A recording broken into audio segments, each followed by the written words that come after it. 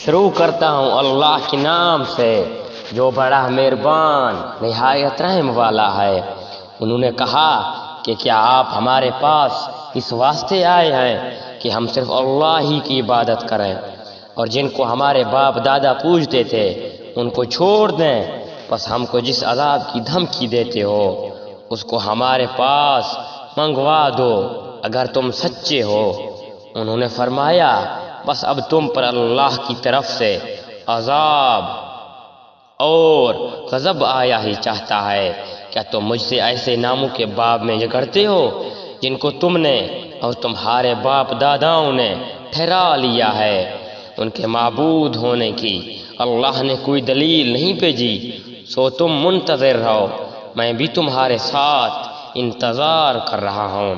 غرض ہم نے ان کو اور ان کے ساتھیوں کو اپنی رحمت سے بچا لیا اور ان لوگوں کی جڑ کاٹ دی جنہوں نے ہماری آیاتوں کو جھٹلایا تھا اور وہ ایمان لانے والے نہ تھے، اور ہم نے سمود کی طرح ان کے بھائی صالح کو بھیجا اور انہوں نے فرمایا اے میرے قوم تم اللہ کی عبادت کرو، اس کے سوا کوئی تمہارا معبود نہیں۔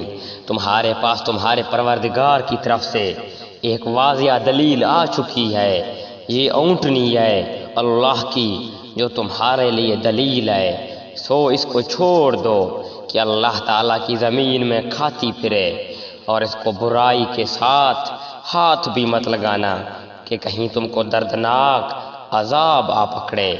اور تم یہ حالت یاد کرو کہ اللہ تعالیٰ نے تم کو عاد کے بعد جانشین بنایا اور تم کو زمین پر رہنے کا ٹھکانہ دیا کہ نرم زمین پر محل بناتے ہو اور پہاڑوں کو تراش تراش کر ان میں سے گھر بناتے ہو۔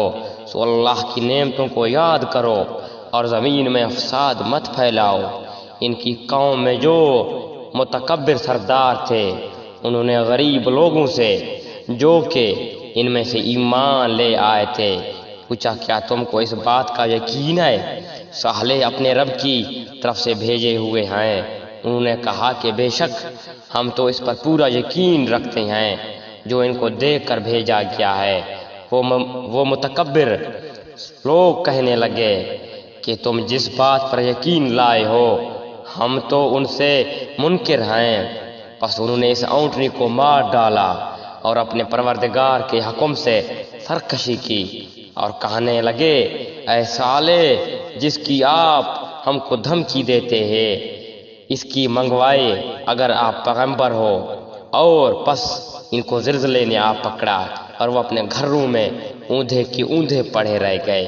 اس وقت صالح ان سے منہ موڑ کر چلے اور فرمانے لگے اے میری قوم میں نے تم کو اپنے پروردگار کا حکم پہنچا دیا اور میں تمہاری خیر خواہی کی، لیکن تم لوگ خیر خواہوں کو پسند نہیں کرتے۔